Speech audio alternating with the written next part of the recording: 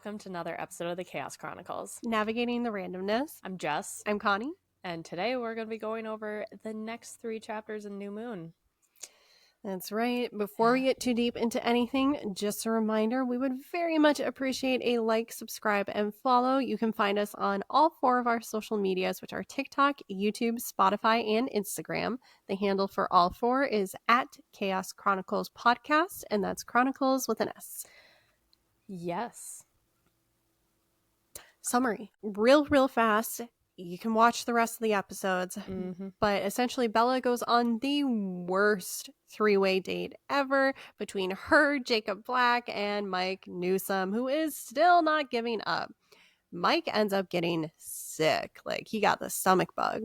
And real bad. He's thrown up in the back of the car on the way home. And Jacob starts feeling really warm, and Bella's feeling a little So Bella goes home. She gets sick that night. She calls Jake and warns him, like, hey, I'm feeling sick. You might get it. He's like, yeah, I'm feeling kind of weird, but, like, that's fine, whatever. But, like, don't come over until I tell you to come over. And Bella's starting to get concerned because she's not really getting anything from Jacob, as in no communication, and he's just telling her not to come over, and that's where we end off. Yeah. All right, so chapter 10 is The Meadow. So Jacob didn't call. Bella decided to check in, and Billy informed her that he has gone to the doctor and he's still in bed.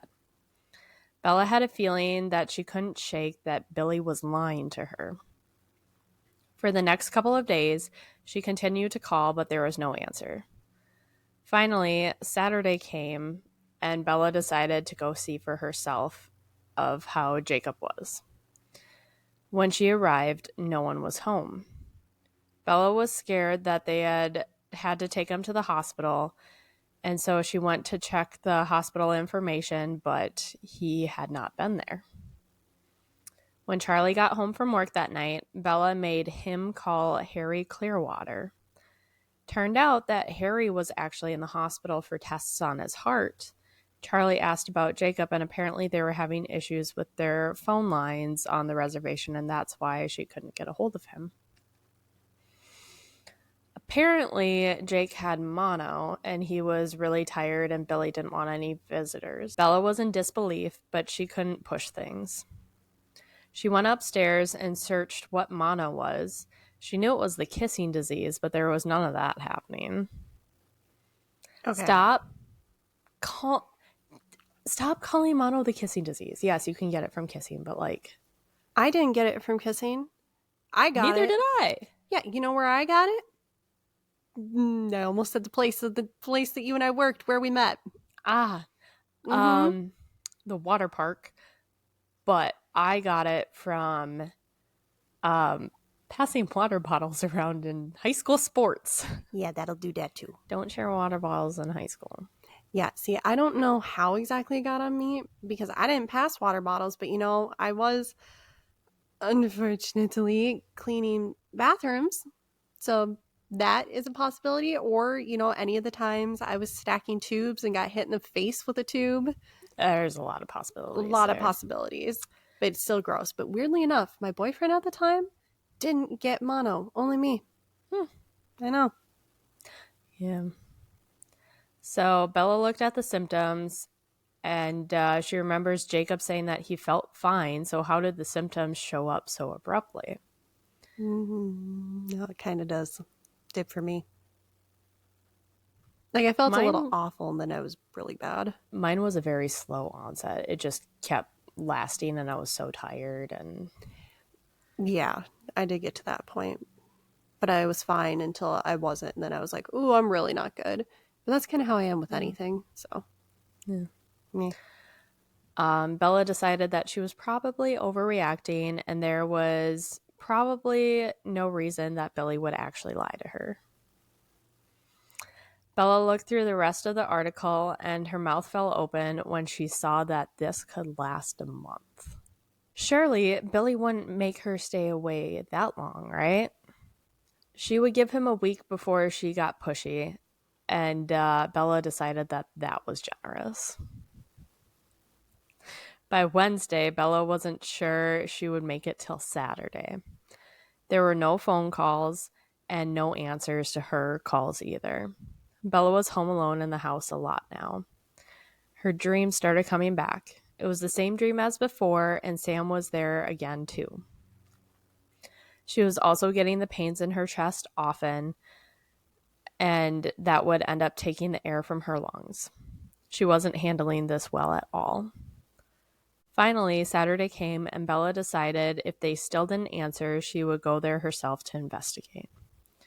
Billy answered the phone on the second ring, and she caught him off guard, and he informed her that he didn't have mono after all. It was just some sort of virus, but he's out with friends. They went to Port Angeles and thinks that they were going to catch a double feature, so he probably won't be home at all today. Bella was relieved that he was okay, but why didn't he call her?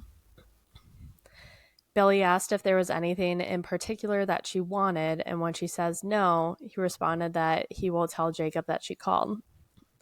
After Billy hung up the phone, Bella stood there with the phone in her hands. She feared that Jacob changed his mind after all. Charlie asked if something was wrong. Bella lied, put the phone back, and said, no, Jacob's actually better. Charlie was grabbing food out of the fridge and was absent-mindedly asked if he was coming over or if she was going there. Bella informs him, neither, actually, he's out with friends. Charlie finally caught on and looked up with alarm. He was frozen. Bella tries to change the subject and ask him, isn't it early for lunch? But Charlie was packing up food to bring on the river. He and Harry were supposed to go fishing, but then asks if she wants him to stay here since Jake is out. Bella tells him that that's okay, it's a nice day and the fish are probably biting better. Charlie was just still staring at her. He did not want to leave her alone. Bella quickly tells him that she'll call Jessica. Charlie says that that's a great idea. She should spend time with her other friends too. As an afterthought, Charlie asked if they'll be here or at Jessica's house. Bella tells him yes, Jessica's, and then Charlie tells her to just stay out of the woods. They have a missing hiker, and the rangers found the camp early this morning, but there weren't any signs of him. They found big animal prints near the tent, and they now have traps set for it. Bella didn't really listen. She was too upset about the whole situation with Jacob, then the possibility of her being eaten by a bear. Teenage girls. Bella is an entire walking red flag in all of this. We will get to this, but Bella, my God. It's kind of creepy how codependent she has become on Jacob so quickly. So quickly, but also like, no, we're just friends. We're just see, that's the bullshit part. Yeah. I'm sorry, you don't get to rely that heavily on especially a boy younger than you at that stage of your life who has been very obvious that he has feelings for you. Like at that point, you're a jerk if you're continuing to rely on them that much when they have said, no, I really have feelings for you and I want you to reciprocate. And you're like, oh, I'm sorry, I can't, but I'll still use you for emotional fulfillment. No. Nope. First book, I didn't like Edward. Second book, I don't like Bella. So they're perfect for each other. That's great. We'll get into that in later chapters. For sure. And then at the end of the book, I'll tell you if I'm Team Edward or Jacob. But not yet. So Charlie was in such a hurry that he didn't wait for Bella to call Jessica. Charlie left and Bella decided she wasn't going to stay at home, but she definitely wasn't going to call Jessica either.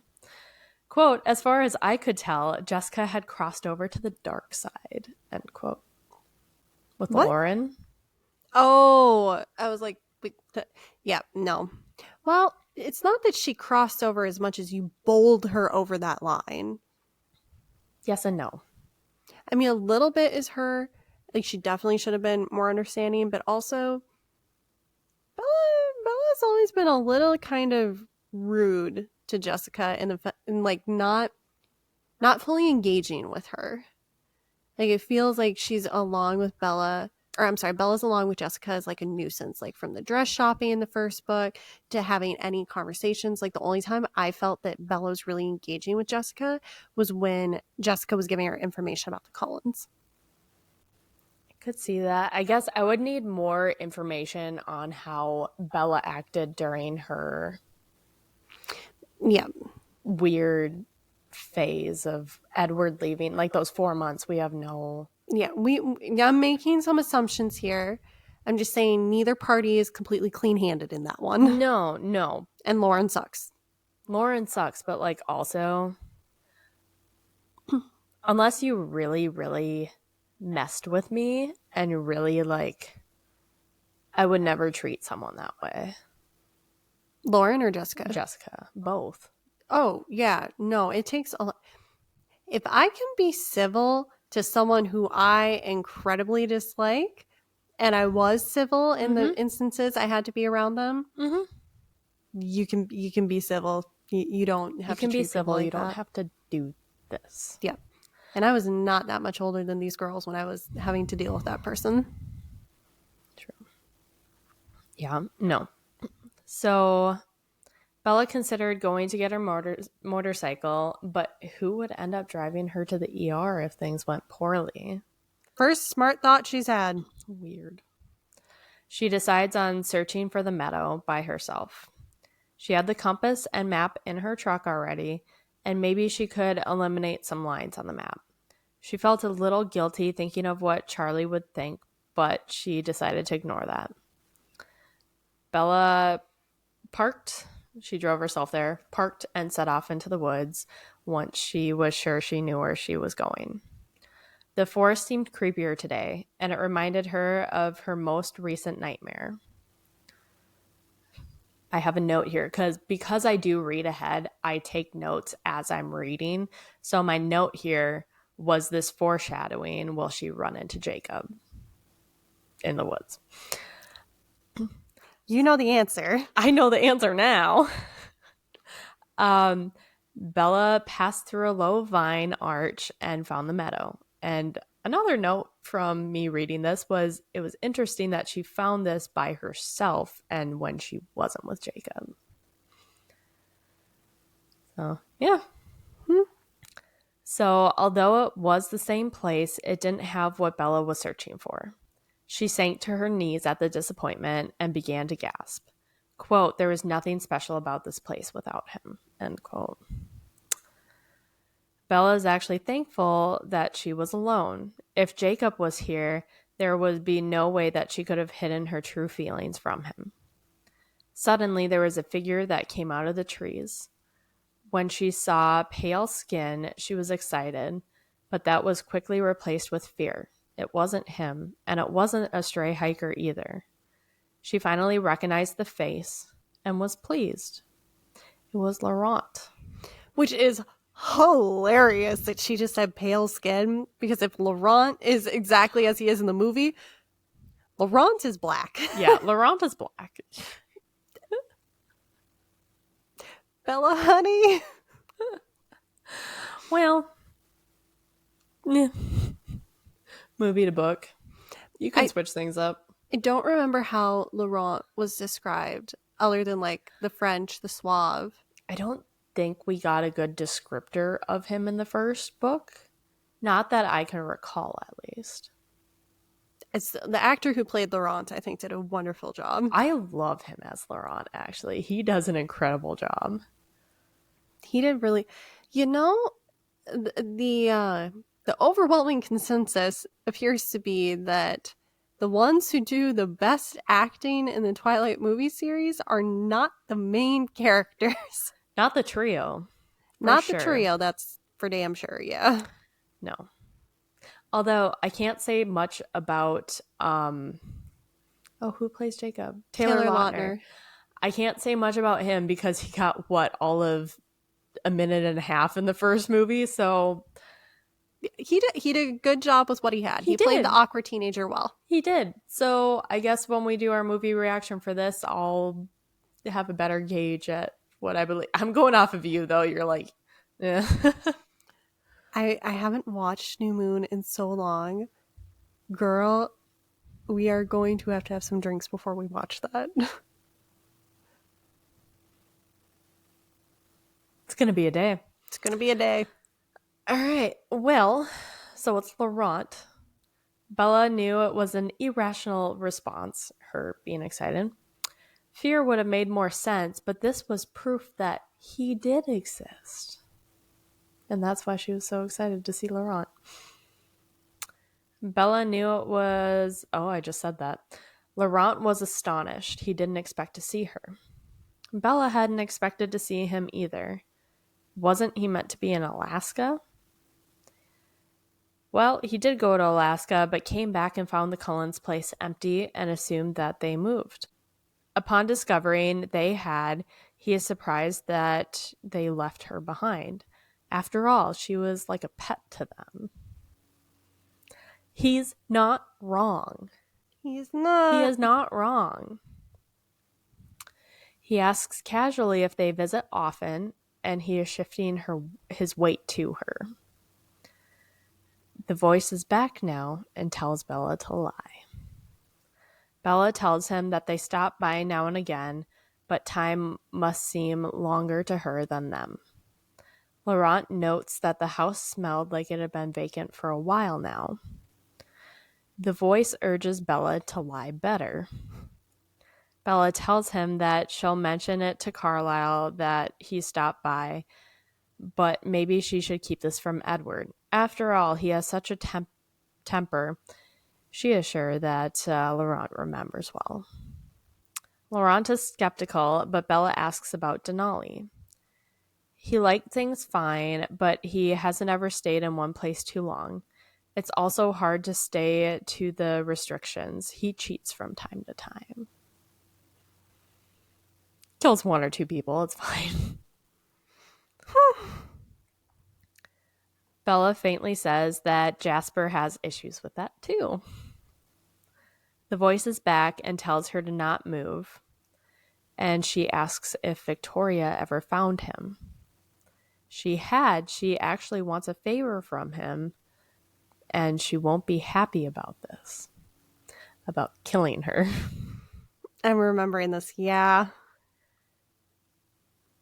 Because Victoria wants that all to herself. Quote, she's sort of put out with you, Bella. End quote. After all, James was her mate and Edward killed him. She felt it was more appropriate to kill her than Edward, mate for mate and all. So she will surely be angry with him. Bella asks him why not wait for her then, and Laurent says that he is out here to hunt. The voice then tells Bella to threaten him, and Bella obeys and says, he'll know it was you won't get away with it. Laurent just smiles and asks why not. The rain will wash her scent, no one will find her body, she will simply be missing like the many others. The voice tells her to beg, and she does. Laurent assures her that she's lucky that he found her, not Victoria. He'll make it quick and will lie to Victoria about it later.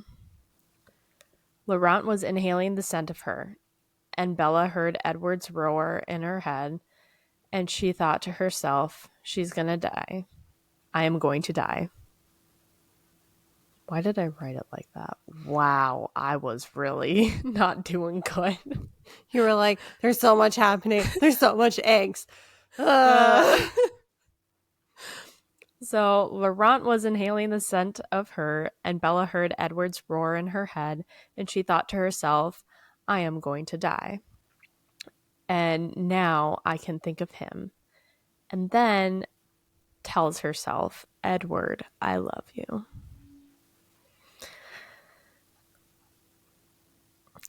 Laurent starts backing away from her, and in a low voice says, "I don't believe it." Bella opens her eyes and looks at Laurent. He was retreating quickly. There was suddenly a huge black shape in the shadows that stalked towards the vampire. It was tall as a horse, but much thicker. Bella thought it was the bear, but it wasn't a bear at all. It was about 10 feet from her, and Edward's voice whispered to not move an inch. Bella stared at the creature. It had a distinct canine shape and moved the same, but a wolf can't get that big. Another growl came from its throat, and Bella shuddered. Laurent was afraid and was backing to the edge of the trees, and Bella was confused. Why would a vampire fear another animal? Has she not put two and two? No, it is painful. It is painful how long this takes, Connie. Painful. I blocked this. I'm It is gonna so be real. painful. No, you will. Oh, just wait. It gets so bad. It takes her so long to connect the dots. Bella. Oh, gosh. Yeah, so 2 more beasts came to the first side. One was deep gray and the other brown. Neither of these were as tall as the first. And I just made a note of Sam must be the tall one in the middle, which I later find out, yeah, that's correct. The gray wolf came through the trees and had its eyes locked on Laurent. Before Bella could react, 2 more wolves lined up in the V shape. Bella gasped and jumped back. She froze again and was waiting for the wolves to turn on her or wait for Laurent to attack the pack. She should be simple for him. It should be simple for him to attack the pack of wolves.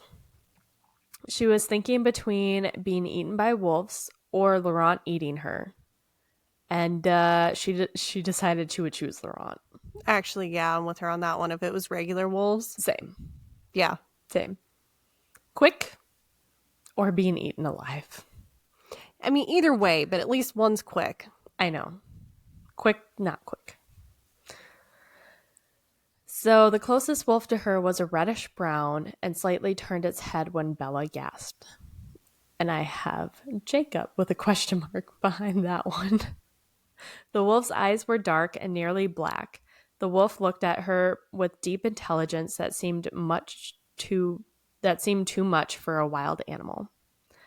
Bella suddenly thought of Jacob again. But she doesn't put 2 and 2 together?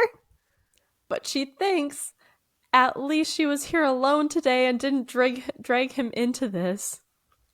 At least she wouldn't have his death on her hands. And I made a note. Bella, I'm pretty sure you're looking at Jacob. He is there with you in the meadow.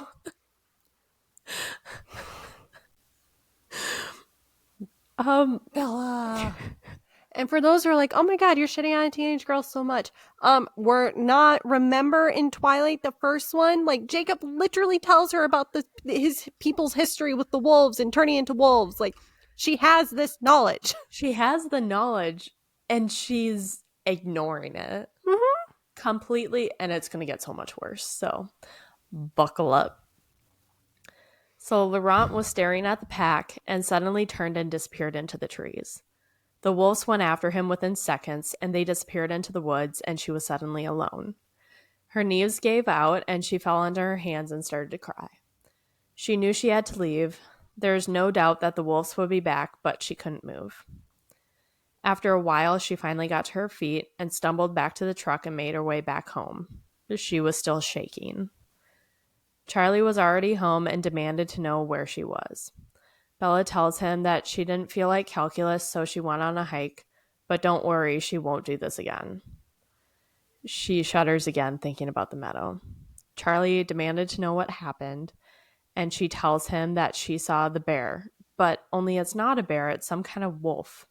And it's not one, there are 5 of them. Charlie's eyes widened in horror and asked if she was okay. He wants to know what happened. Bella tells him that they didn't pay any attention to her, but once they left, she ran and fell a lot. Charlie tells her that rangers knew that the tracks weren't a bear, but wolves don't get that big. And also, no more hiking for Bella. Reasonable ask, Charlie. Not even an ask. Command. No, Rule. that is very understandable. If you almost died in the woods not, but like, yeah, I mean, yeah, she did Based on the almost die in the story woods. that she gave Charlie, understandable, Yeah, yes. very understandable. So Bella promises him that will not be an issue at all because she is terrified. Smart girl. Not really, but in this moment. Not even a little bit. But in that moment, I think that might be the first smart decision she made. In the entire book? Yeah. Yeah? So Charlie called the station to report what she said. Bella had told him she was on a path. After all, she didn't need anyone searching this area and have Laurent come back. Which makes sense. Charlie tells Bella that he saw Jacob when he went to go pick up Harry. He tried to wave at him, but he didn't. He tried to wave at him, but he doesn't think that Jacob saw him. He does believe that he was arguing with someone. He looked strange and upset, and he seems very different as well. Bella wondered if Jacob confronted Embry finally. Maybe that's why he ditched her. She would be happy if he was able to fix things with his friend. On her way to bed, Bella locked the doors, but thought this would only stop the wolves. It wouldn't do anything to stop Laurent. It wouldn't stop Victoria. the wolves. I'm sorry, they'd just be like, whoosh. They could ram and be in and... Yeah. Yeah. Okay, Bells. Okay. Yeah. So Bella curled up in bed, a shaky mess, and realized that there was nothing she could do, nowhere she could hide, and no one who could help her. Also, all of that applied to Charlie as well. I was about to say, when's Charlie gonna come in? Because that was my first thought in all this. I'm like, is she thinking about Charlie? Think about Charlie. She's finally thinking about Charlie. Took her a minute. A lot of things take her a minute. In efforts to calm herself, Bella fantasized about the wolves catching up with Laurent and massacring him. If the wolves did get him, Laurent wouldn't be able to tell Victoria that she was here alone. But could the wolves win that fight? Bella saw Victoria's face when she closed her eyes. Quote, Laurent's words repeated in my head. If you knew what she had planned for you. I pressed my fist against my mouth to keep from screaming. End quote, and end of chapter 10. All right. Any comments on chapter 10? No, I'm just ready to power through the Bella not making smart decisions and not piecing together the whole wolves and Jacob thing and just getting to the good part of the book. Mm-hmm. The good part as in like the one chapter that's good? Yeah. Yeah.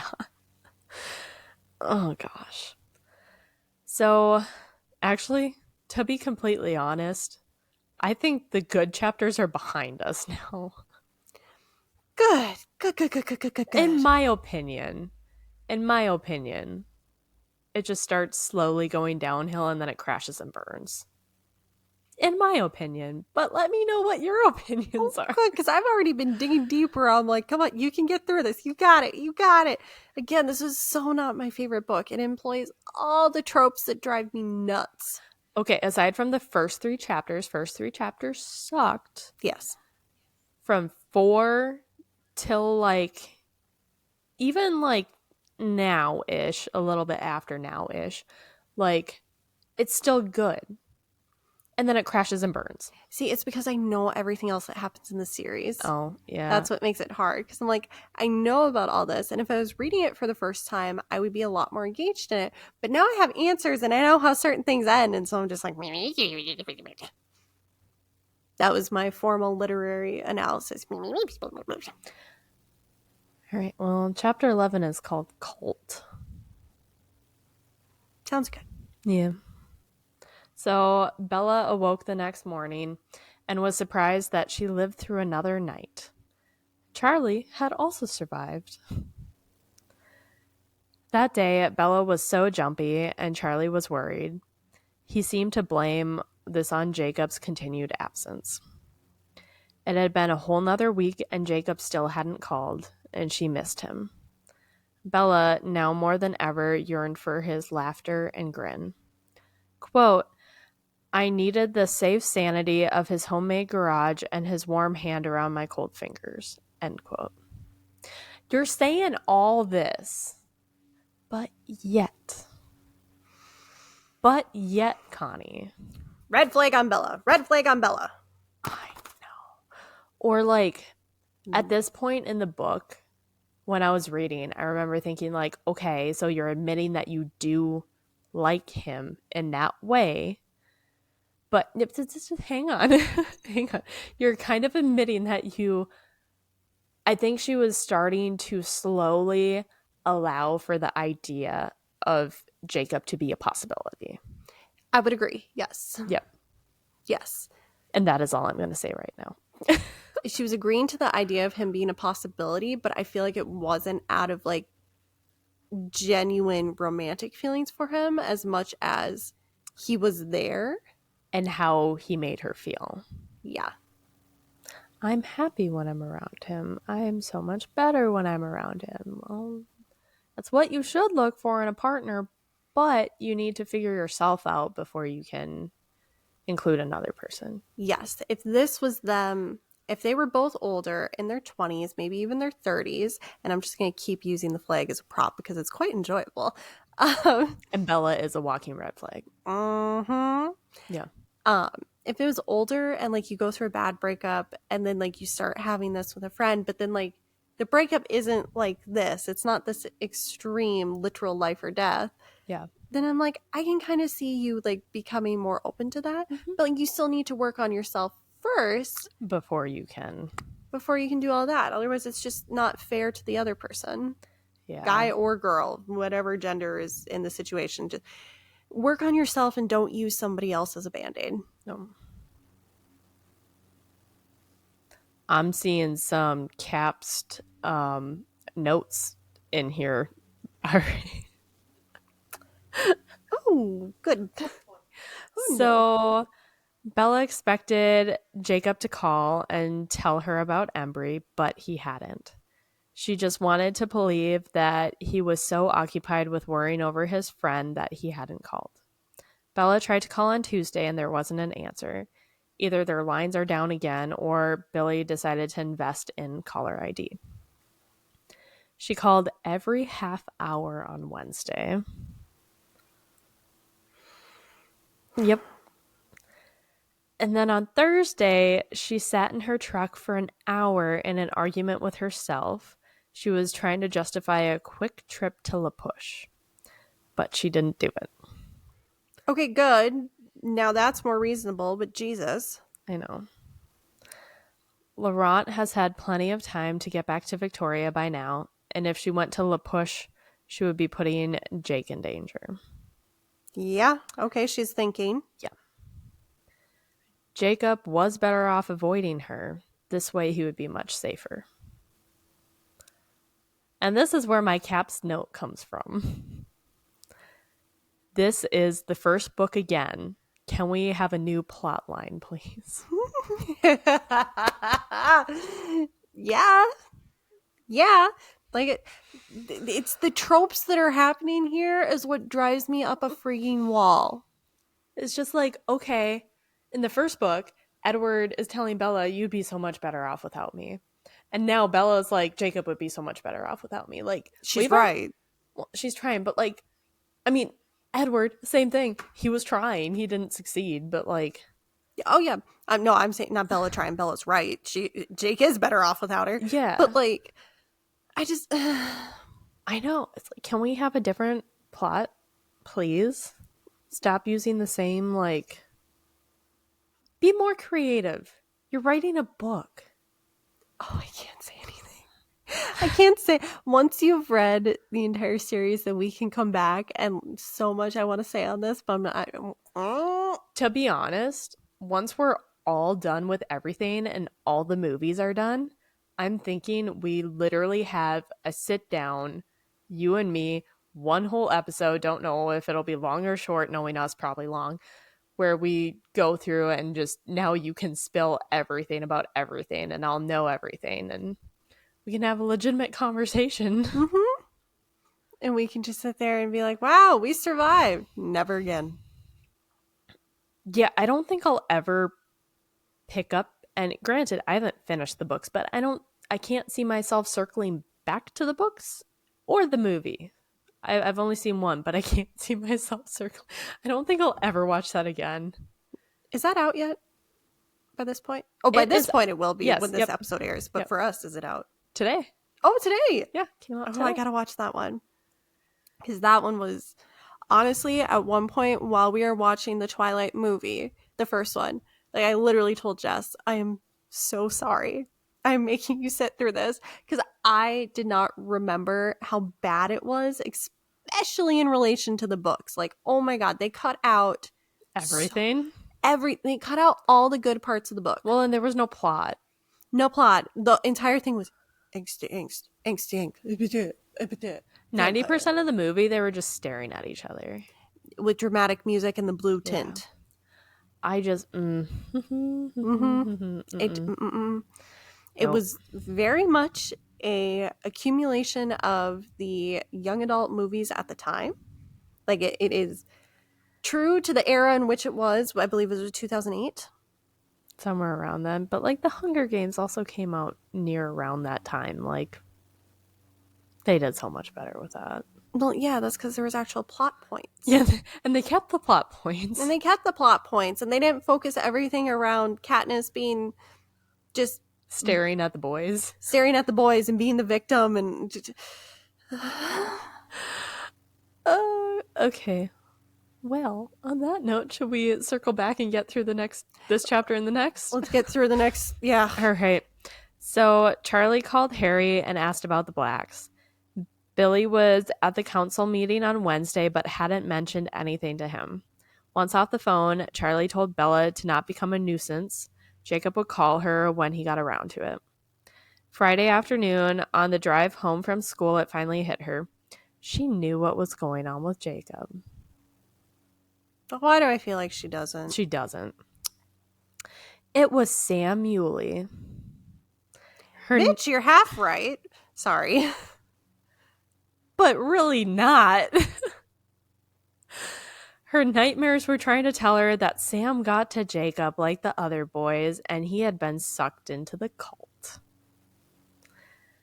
Jacob hadn't given up on her after all. She debated looking for Jacob and risk Victoria or Laurent finding her with him. If she didn't, though, Sam would only pull him in deeper.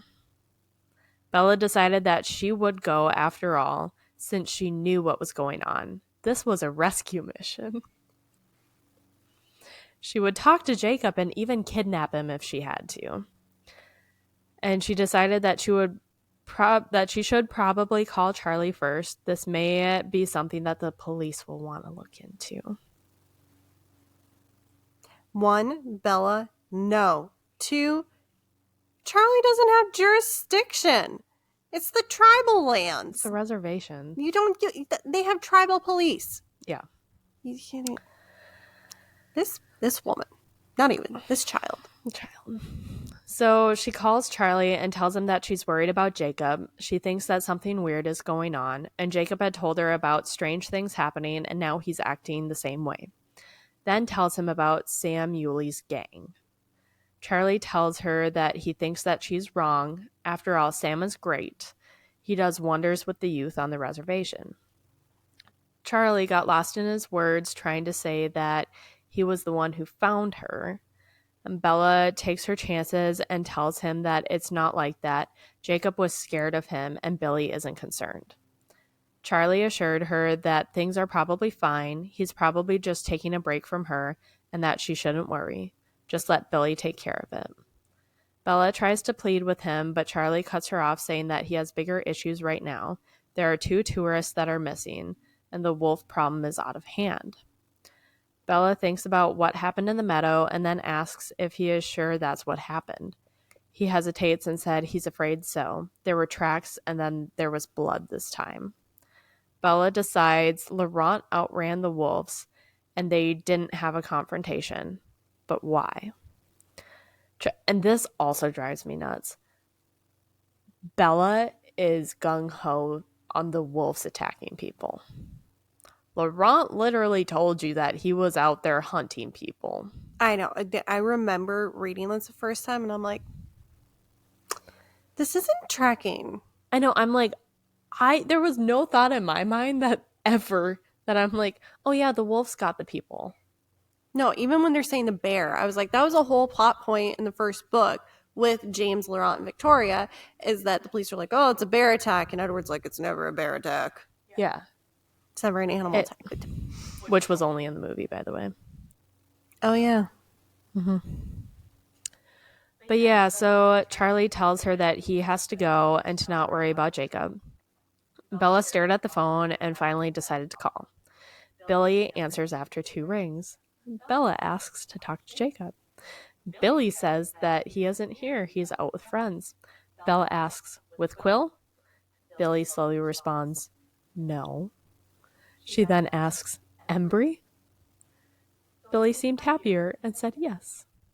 That was enough for Bella. Bella asks to have him call her when he gets back. Billy just says, sure, no problem, and hangs up. After that, Bella muttered, see you soon, Billy. Oh. So Bella drove to La Push and was determined to sit outside of his house all night if she had to. He had to talk to her. Bella was there before she knew it. She saw a tall... Bella, that's called ambushing, stalking. No bueno. No. Granted, putting myself in teenage girl shoes, if I was seeing a guy literally every single day for months, and all of a sudden out of the blue, they stopped talking to me and they weren't responding to phone calls, blah, blah, blah, at a certain point, I would probably show up at their house too. Oh. See, this could be my whole thing. I wouldn't sit outside their house for hours, though. Yeah, not sitting outside their house. Yeah. I think it depends on like the level of, if I didn't hear from you, yes. From someone that I'd only been really talking to for like a month, my approach though is something to unpack on my own. But if someone drops me, I take that as a sign and I'm like, oh, okay, I got it. And I immediately back off. And then I wait until they actively approach me again. I think that me going there and like knocking on the door and be like, hey, what's up? That's my last ditch effort. And then I'm done. Yeah. And I would maybe do that if they didn't like return any messages after 2 weeks. Then I'd maybe try one more message. And if I don't hear for another 2 weeks, then I'd knock and then I'd be like, oh, all right. 3rd time's the charm. Got it. I would not call every half hour. I wouldn't do that. That's Even as a teenager. No, I wouldn't have done that. No, the only time I've done repeated callings was when I was 7 trying to hang out with my friends because they would do that to me because we were 7. And also if it's like an emergency and I'm not hearing from someone. Yeah, I remember I really needed to talk to one of my friends on like a long weekend. And I was younger, like one of the few people I could call. And I remember I called her. They didn't answer. And I waited 2 hours and called again. And then the dad answered and like chewed me out for calling twice. And I was like mortified. And so I just stopped calling people. What a jerk. He's like, if we didn't answer the first time, like get the message that we're busy and don't call again until we call you. And I was like, what a jerk. I am so sorry I think I was like maybe 10. I am that's not an appropriate reaction at all. I'm so sorry. Bad. I'm like, oh, I remember just being so embarrassed. And I was like, I don't know what to, I'm like, I'm sorry. Don't worry. I won't be calling again. Wow. That is an emotionally immature adult. And I am so sorry that you dealt with that. No. Yeah. I would never do that to a child. I wouldn't either. I don't know. I'm sure it was probably a rough night for them. I don't know what was going on, but even still, like, no. If I'm having like a truly bad, not doing well, which I had plenty of those leading up to the wedding, Even if I took a call from literally anybody, I would, work myself through. I'd say like, oh, can I call you back later? Or I would let it go to voicemail and then I'd send them a message. That just reminded me. I think that childhood trauma stayed through today. Do you remember yesterday? So I called Connie yesterday right when she like got out of class, and I texted her after. I was like, no rush, just like want to know a couple things. And later find out Connie was on the phone with someone, and when she's on the phone, she doesn't get notifications because No. phones are stupid. I forgot to tell you, while I was on the phone with you yesterday, actually, I got a call from the vet and I didn't get a notification. They left me a voicemail. They were just checking in. Yeah, but still. Yeah, didn't get any alert, didn't get an incoming call. Unless I like actively pull my phone down and look at it. Yeah. I don't get any alert that I'm getting another call or a text or anything. That is wild. It's been very annoying. That's not great. But yeah, so that happened. And so Connie didn't see that I called her, didn't get the text. And like all day I was like, oh, that's fine. And then an hour went by and I was like, that's odd. Another hour went by, I'm like, that's really odd. And I think I waited 4 hours and then I called you. I'm like, are you alive? Yep. But like I still had the thing like, it's too soon to call again. I can't call again. Oh. Childhood trauma, man. No kidding. I think that's why I don't follow up too much with people, because I've had people be like, no, you're too much. I'm like, oh, okay. Okay, sorry. Bye. Childhood traumas, they're so much fun. They're character building. Gosh. Yeah. I was alive, by the way, if Yeah. you didn't gather all that. She's alive. She's good. Yes, and I didn't yell at her for calling me because I'm not an asshole of a human being. Nope, you answered it like you always do. Hey, how goes it? Yeah. So I was like, oh, thank God you're alive. I think that is what you said. Yeah. Yeah.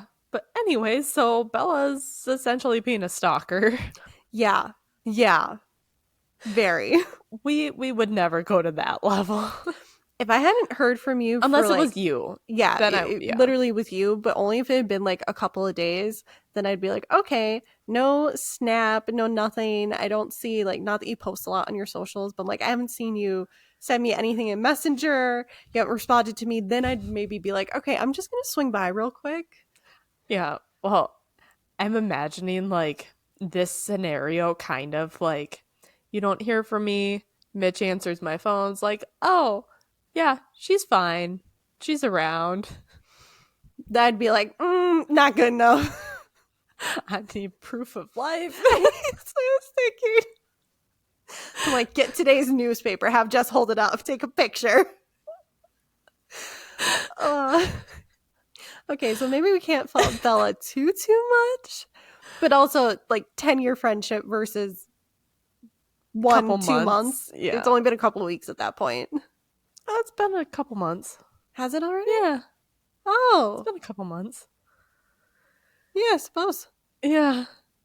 But so Bella went to La Push. She got in town before she knew it, and she saw a very tall boy walking. It wasn't Jacob, but it was Quill. So Bella decided to approach him and greet him and asks if he's okay, then offers to give him a ride to his house. Which, nice, he does know you, but also kind of creepy. Incredibly creepy. Yeah. Quill does take her up on it, though, and Bella asks if he's seen Jacob today. He has, but only from a distance. Quill tried to follow them. He was with Embry. They saw him, but they just disappeared into the trees. Embry was yelling, not Embry, Quill was yelling for them for an hour and had just finished when Bella came out.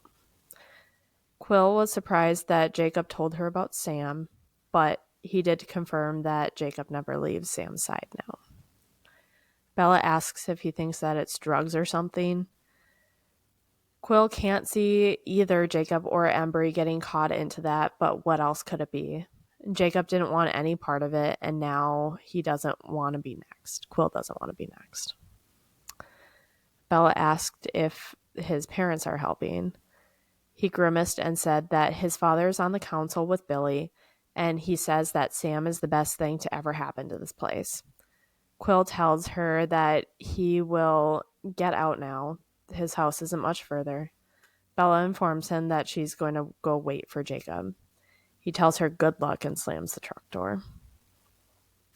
Bella went to Jacob's house and turned the truck off and waited. Bella saw Billy look at her through the window. Bella waved and smiled and stayed put. She was prepared to stay there as long as it took. Billy's eyes narrowed and pulled the curtains. Sorry, I don't know why I find that hilarious. I'm just imagining that interaction from the adult perspective, or like as a neighbor watching that happen, just being like, huh, I'm gonna get popcorn. This is interesting. There's a lot oh, for sure. I would pull up a chair and just be like, Or, there's the Fire Department Chronicles guy. Yeah. I love his stuff. When it's like when the neighbors have an emergency or see a firefighter and they're like sweeping the grass. Yep. Like doing a whole bunch. That would be me. Mowing the driveway or vacuuming the driveway. Yeah. Yep. Like, what's going on? 100% me. Oh my, it's probably a good thing we haven't lived together at any point, because we literally just have like a couch in front of the windows and be like, what's going on out here today? What drama is happening now? What's going on in the neighborhood? Oh gosh. I swear, we're not crazy people. Well, not that crazy. We entertain ourselves. Yeah. We find joy in little things. Exactly. It's not bad. No, it's good. It's how we ended up with the podcast. Exactly. You're welcome. Or I'm sorry. If you're here, I'm kind of sorry. But also, thank you. I think. So Bella began to doodle and then jumped. Jacob was suddenly there and asked what she was doing here. Bake up. Oh no. Wake up and bake up. Gosh. Bella stared back at him astonished. Jacob was much different. His hair was cropped short and was covered with a black satin. He looked like he aged. His neck and shoulders were thicker too. His expression was almost unrecognizable. He no longer had a friendly smile. There was darkness in him now. Jacob stared at her. His eyes were tense and angry. Bella suddenly realized it wasn't just Jacob. There were 4 others who all looked like Jacob and who had all chopped their hair short like his too. The hostility followed to their eyes. Bella spotted Sam, and she wanted to take a swing at him. Actually, she wanted more. She wanted to be fierce and deadly, someone who would scare Sam. She wanted to be a vampire. Yes. Jacob demands to know what she wants. His expression was growing even more resentful. In a weak voice, Bella says that she wants to talk to him. Jacob hissed to go ahead, and this hurt Bella with a surprising intensity. Bella hissed back at him, alone. He turned back to Sam. Sam nodded, and they said something in a different language, and Sam and the others went into the Black's house. Jacob's face seemed a little less furious when the others left and said, okay. Bella took a deep breath and said he knew what she wants to know. Jacob just stared at her bitterly, and she suggested they go on a walk. He didn't respond. His face didn't change, but Bella got out of the truck and started walking. She didn't think that he was following, but he was. They went into the trees, and Bella felt better. There was no way that Sam was watching them now.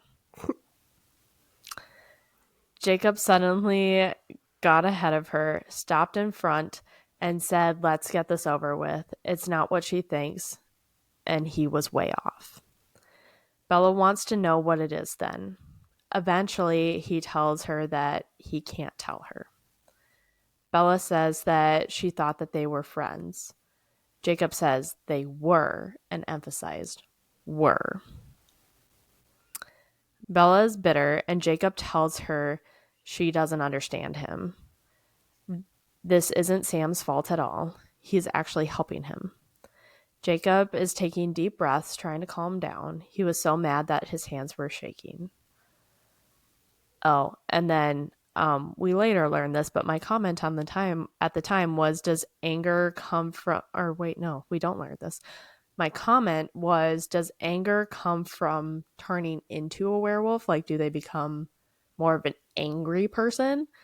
Or is this just from him learning everything?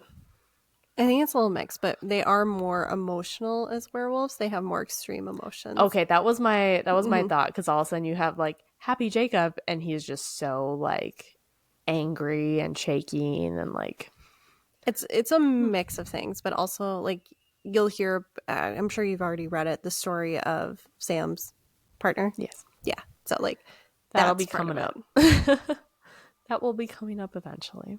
I don't know what chapter. Sorry. So Bella demanded to know what Sam did to him, and she reaches out for him, but Jacob quickly moves away and whispered to not touch him, which is a big difference, which, yeah. Jacob quickly tells her to stop blaming Sam, but Bella wants to know who she should blame then. He halfway smiles and says she doesn't want to hear, but she snaps, saying that she wants to know now.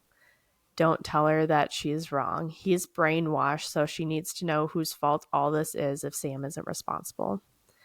Jacob responds in a growl. Quote, if you want to blame someone, why don't you point your fingers at those filthy, reeking bloodsuckers that you love so much? End quote. Bella's mouth fell open, and I said, same. I do remember that one, yeah. I took a picture of this paragraph and sent it to Connie. I was like, what the hell is happening right now? I know, I saw that come in and I'm like, hee. Like, no. So Bella couldn't believe that she heard him correctly and says she doesn't understand who he means. But Jacob raises an eyebrow and says he thinks she knows exactly who he means. He doesn't like hurting her and doesn't want to say it. Bella just repeated that she doesn't understand. Slowly, he responds, the Cullens. He sees what it does to her when he says their names. Bella shook her head in denial. How could he know? And in all caps, I put, girl, the story. Mm-hmm. She literally did not process anything about what Jacob told her on the beach back in Twilight. Except for the vampires. Except for, ooh, Edward, sparkle, sparkle. And like left out all the important stuff. There were two parts of that story. Mm-hmm. The cold ones, sure. But also, werewolves. Mm-hmm. And if one is true, the other one has to be true too. Common sense. Bella. There's also something I really want to say, but I can't say until we get further into book 3 or 4, so not saying anything. Okay. So, was he starting to listen to Billy's superstitions now? Jacob says he knows more than he thought, that Billy knows more than he thought. Bella quickly adds that she doesn't understand why he's accusing the Cullens. They left more than 6 months ago. How can he blame him for what Sam's doing? Jacob tells her Sam isn't doing anything. Even though they're gone, things are set in motion and it's too late. He is blaming them for just existing. Suddenly, Edward's voice came back and tells her to not push him. Jacob was fuming and quivering with anger. But why was the delusion back? Jacob was still Jacob. There was no adrenaline or danger. I just want to shake her at this point. Mm-hmm. So the voice continued to tell her to let him calm down. Bella shook her head and told both the voice and Jacob that you're being ridiculous. Jacob answered, fine, he won't argue. The damage is done anyways. Bella asks for him to explain, and Jacob just starts walking away. Bella yelled after him and said that she ran into Quill. You know, your friend? Jacob turned around and had a pained expression and said his name. Bella continues that he is worried about Jacob and is scared that he will be the next. Jacob clutches a tree to support him. He turns green and mutters he won't be next. He can't be. It's over now. This shouldn't still be happening. Why? And at that, he slammed his fist against the tree and it snapped off. Jacob stared at the broken point and his face turned from shock to horror. He tells her that he has to get back. Bella calls after him and Jacob turns and tells her to go home. He can't hang out anymore. Tears form in her eyes and she asks if he is breaking up with her. Jesus Christ and a half. No! I know. Bella. Bella. Okay, let's just power through this. Mm-hmm.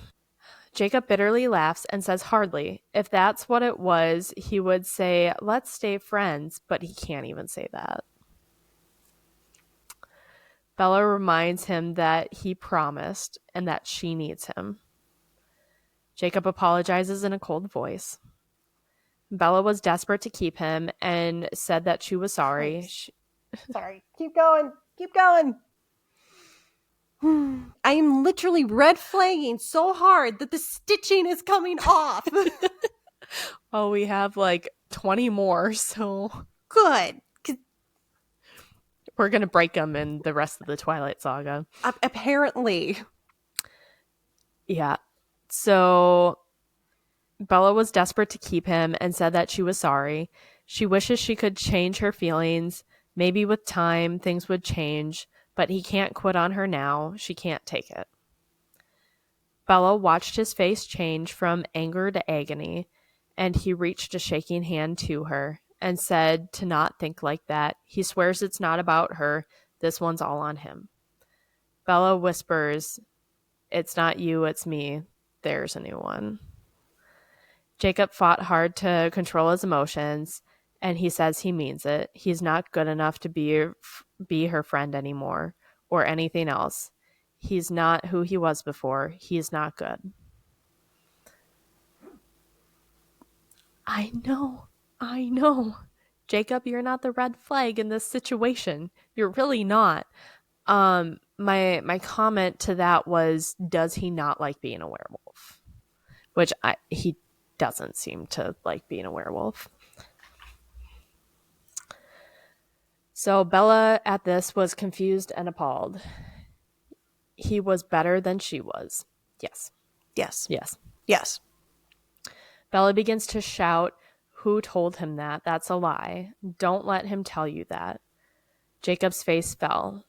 No one had to. He knows what he is. It is basically the same as the first book. Yeah. Like I said, come up with new plot. Yeah. I don't want the same exact book, just different people. Stop.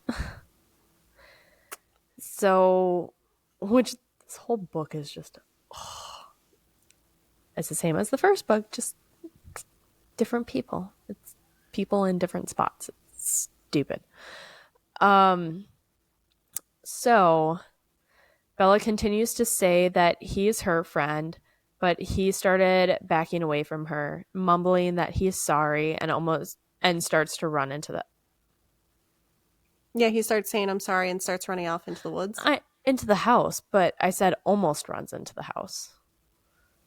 He must have ran into the house. I don't know. My notes are a little jumbled. The writing's a little jumbled of the book. You're good. That too. So it began to rain, but Bella couldn't move and couldn't take her eyes off of the house.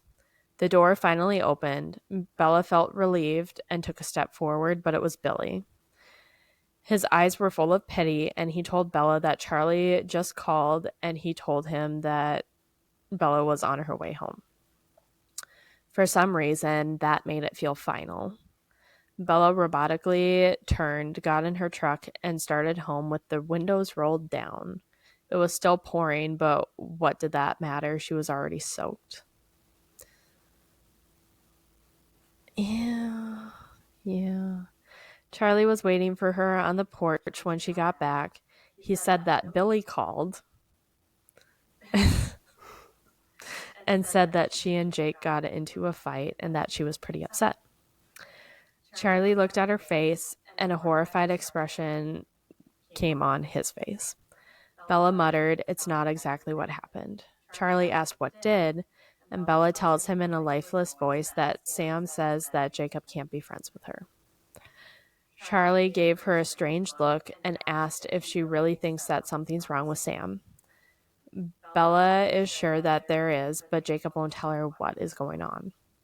Bella went to take a shower, but the hot water didn't change anything. She was still freezing. My comment, in all caps, "This is not new, Stephanie. You're writing the same story twice," because she did this with Edward too.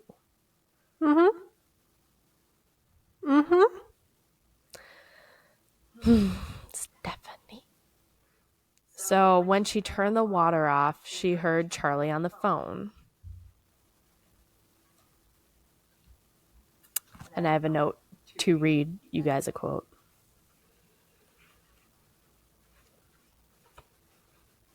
So give me a moment.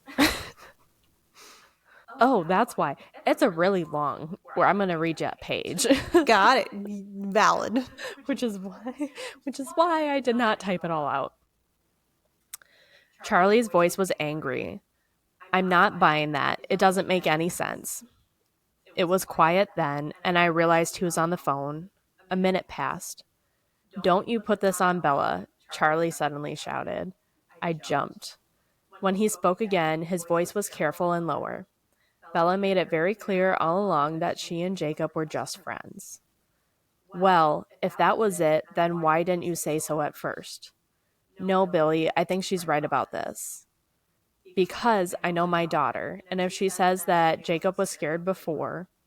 He was cut off mid-sentence, and when he answered, he was almost shouting again. "What do you mean I don't know my daughter as well as I think I do?" He listened for a brief second, and his response was almost too low for me to hear. "If you think I'm going to remind her about that, then you had better think again. She's only just starting to get over it, and mostly because of Jacob, I think. If whatever Jacob has going on with this Sam character sends her back into a depression, then Jacob is going to have to answer to me. You're my friend, Billy, but this is hurting my family." There was another break for Billy to respond. "You got that right. Those boys set one toe out of line, and I'm going to know about it. We'll be keeping an eye on the situation, you can be sure of that." He was no longer Charlie, but Chief Swan now. "Fine, yeah, goodbye." The phone slammed into the cradle.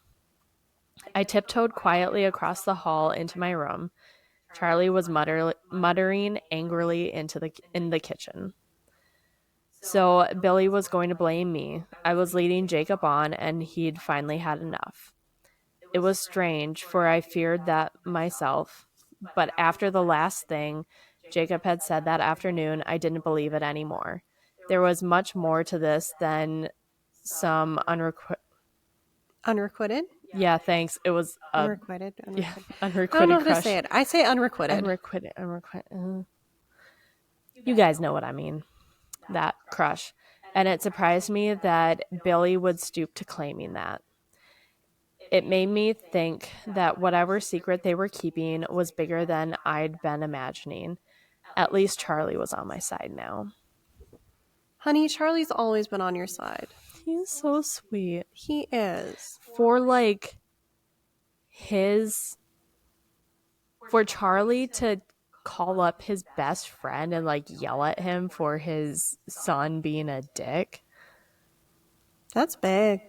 That's huge. Yep. Which I mean, That's huge. I get it. If we, coming from Charlie's perspective, not knowing anything about the supernatural mumbo jumbo that's going on, I would totally be in his spot. I would be like, my kid is just feeling better because of your kid, and now your kid is pulling some immature bullshit that's hurting my child? I know.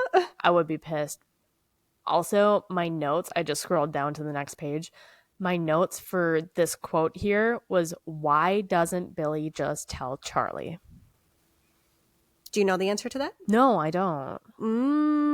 Well, I'll just let you know right now because I don't think it spoils anything big. Part of Oh, because of the whole werewolf, you can't tell anybody thing. Yeah, there's also an agreement. Shut the fuck. I don't. Like between the cold ones and that's part of the. That's part of their treaty thing. Mm-hmm. Oh, yep. I didn't know that. So they don't tell about each other. Like you only the people that have to know. Got it. And it's also kind of like a security thing because, I mean, you tell the one person who's not like intimately in it and has a lot to lose, and then that person makes a comment somewhere else or like says something, and then all of a sudden you got people coming in and gotcha. Like I actually get it on this one. I do, but like, how do you keep that big secret from your best friend, especially when crap like this happens? Like, that would be so hard to keep that. That it would be incredibly hard to keep that. But then also, like, Bella, you're not a part of this treaty. How about you start telling Charlie? Or would that break the treaty too? But Bella knows. Well, you've read to the end of the book.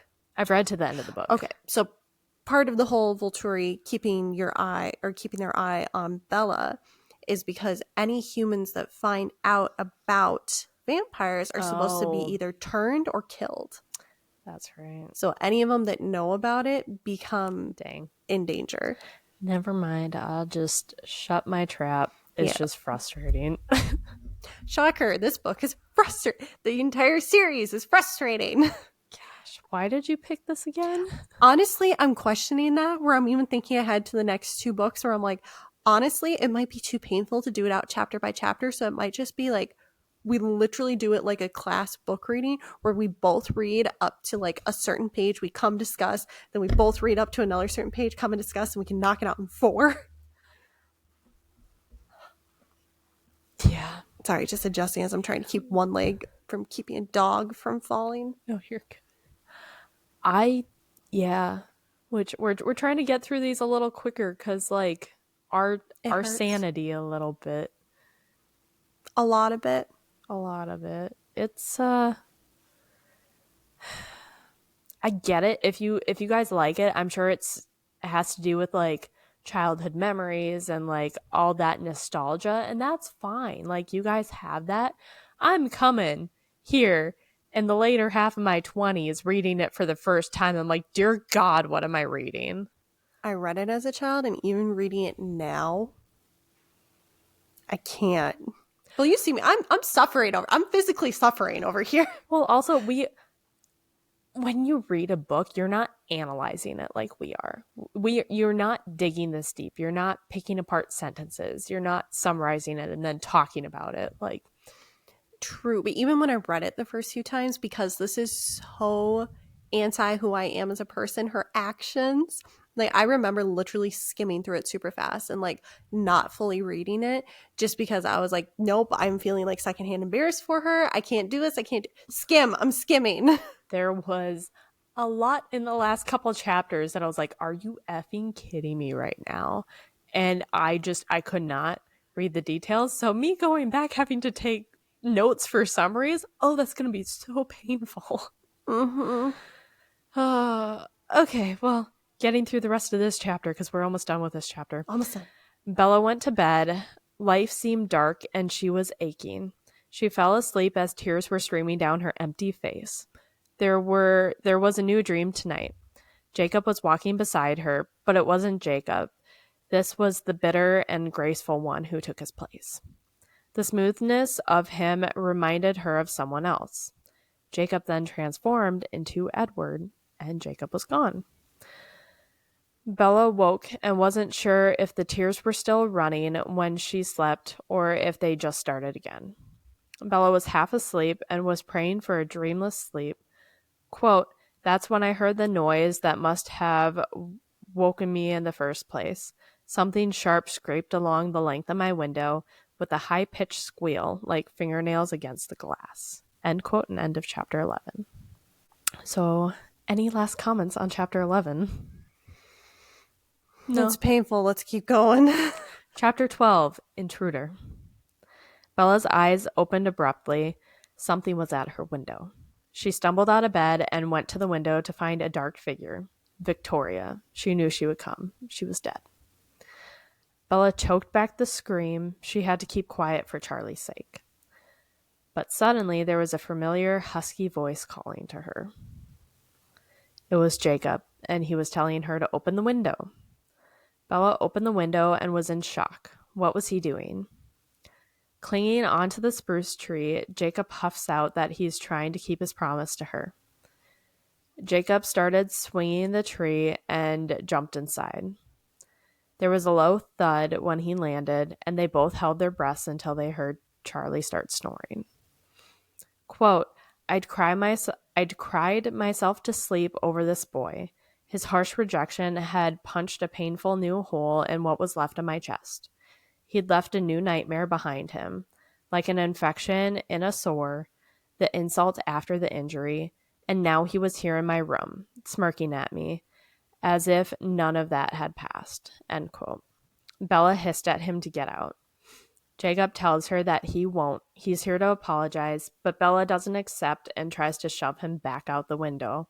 Quote, after all, if this was a dream, it wouldn't really hurt him. End quote.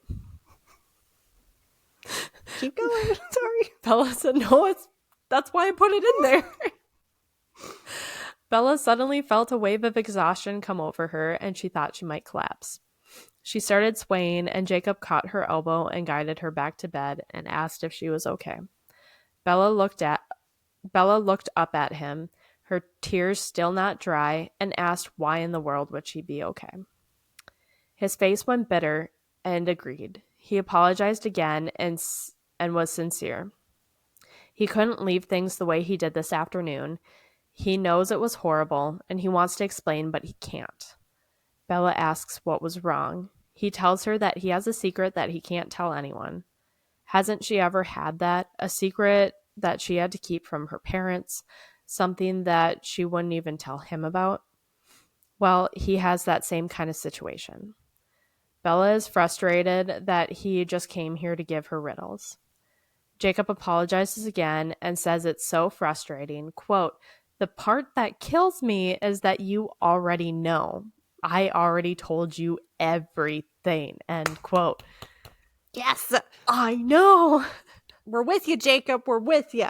This is painful. It is so painful.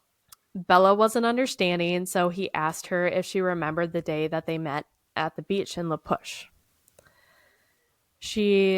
I missed a line. If she were to guess his secret, he would be off the hook. Loopholes. Loopholes. We love loopholes sometimes. So she does remember the day in La Push, and Jacob asks her to tell him about it. She goes over the day and then starts about the Quileute legends. Jacob asked if she remembered all the stories. Bella was exhausted and couldn't remember. She says maybe in the morning she would be better. How do you forget that? I don't care how exhausted you are. No kidding. So he stood and nodded. Maybe it would come back to her. After all, he can understand why she only remembered one part of that story. He sits back down and in a sarcastic tone asks if he can ask her a question about the vampire story he told her. He's been dying to know. Bella stared at him, and so he asked if she honestly didn't know. Was he the one that told her what he was? Bella had no intention of speaking. How did he know, and why did he decide to believe that story now? Jacob mutters, see what I mean about loyalty? It's the same for me, but worse. Bella hated seeing him like this, seeing him in pain. Bella asks if there is any way for him to get free. There is not. He's in it for life or even longer, potentially. Bella asks him, what if they ran away and left Sam here? Running wouldn't help. He can't run away from this. He would run He would run with her if he could. His shoulders started shaking. He takes a deep breath and says that he has to leave. For one, she looked like she was going to pass out any second. She needs her sleep. Quote, I need you firing on all pistons. You're going to figure this out. You have to. End quote. The second reason is that he snuck out and he isn't supposed to see her. Bella says that she hates them. Jacob was surprised and tells her, no, don't hate these guys. It's not anyone's fault but his own. Sam is actually cool. He isn't supposed to see Bella because it isn't safe. But if he thought it was too risky, he wouldn't have come. But he made a promise to her to never hurt her, and he really blew it. Trust me, Jacob, you didn't. Well, maybe with her, but like, it's you not know a what good, I mean. Like, he's doing his best, but yeah. from her perspective, we get it. Bella tells him it's okay. She knew he didn't want to. He takes her hand and tells her thanks, and he will do what he can to be here for her, but it would help a lot if she could just figure this out. She will, and Jacob tells her to come and tell him as soon as she figures out. Well, that is if she wants to. He can think of reasons that she wouldn't, but at least call him to let him know if she doesn't want to see him again. Bella starts to say that that won't happen, but Jacob cuts her off and says to just let him know. He stood and headed to the window. Bella tries to stop him, saying he'll break his legs. Jacob mutters that he won't get hurt, but turns to the door. Jacob held his hand out for her, and she took it. He yanks her off the bed with such force that she thuds against his chest and embraces her in a hug and says, just in case. He lets go of her and guides her back to bed and tells her to get some sleep. Her head has to start working. He needs her to understand because he won't lose her over this. Jacob opens her door and disappears downstairs. Bella's head was spinning and she dreamed of the forest again, only this time it was a different forest. This was the La Push forest near the beach. Jacob was there. He took her hand and pulled her to the blackest part of the forest, and she asks him what's wrong. He whispers that she has to run, and he was terrified. This was the same dream that she had after walking with Jacob on the beach. Jacob dropped her hand, yelped, and started shaking and twitching.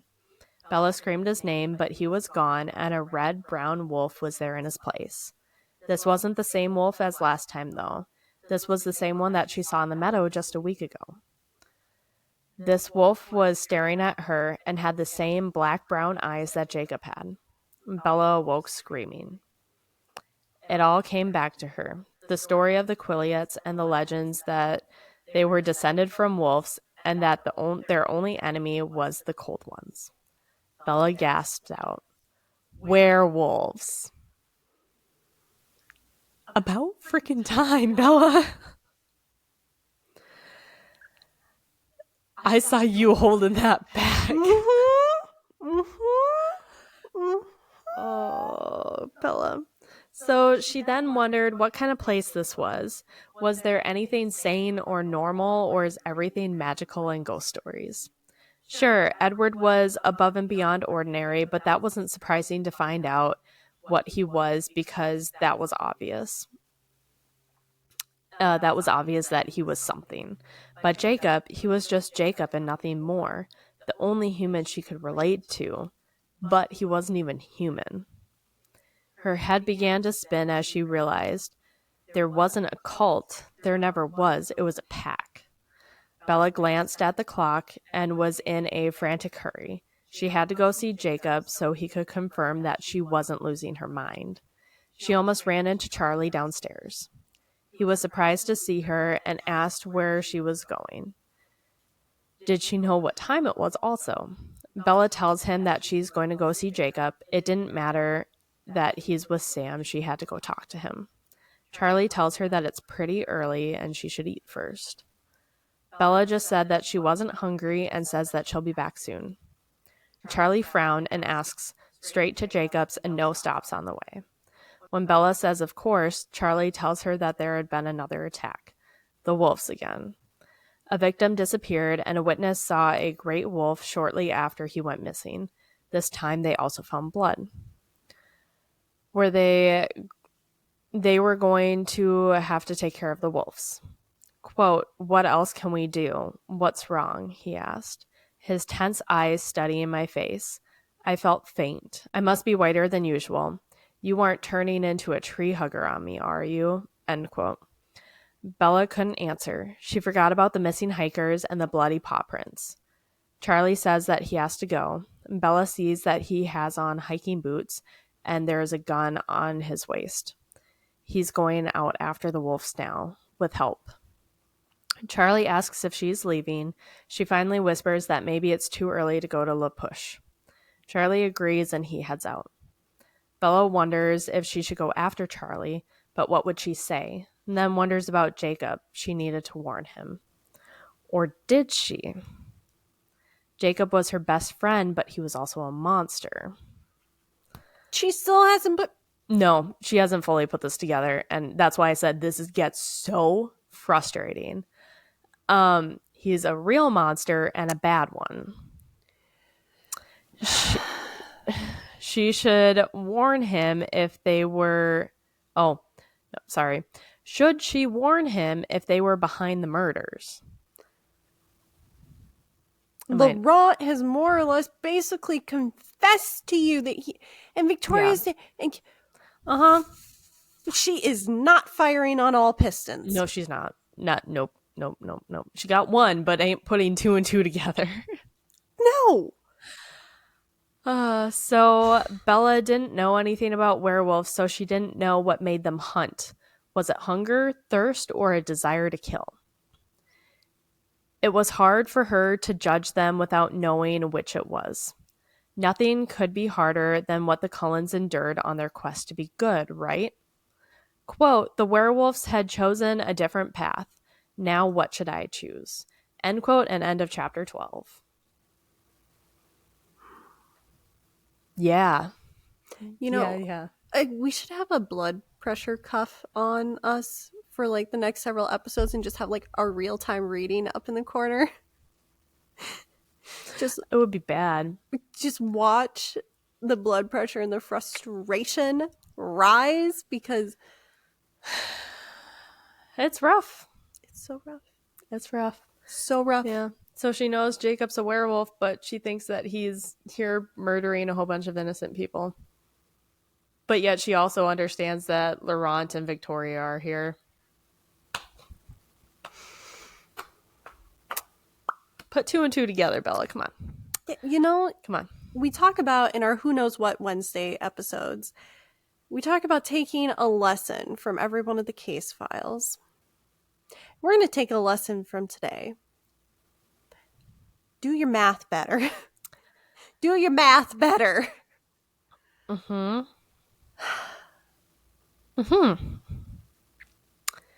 Well, that was a couple frustrating chapters. Incredibly. Yeah, so Bella doesn't fully understand what's going on yet, clearly. Any last comments on our last 3 chapters? Well, the only plus side is we're getting more action stuff quicker than we did in Twilight, so. Yeah, that is very true. Yeah, Twilight was really bad.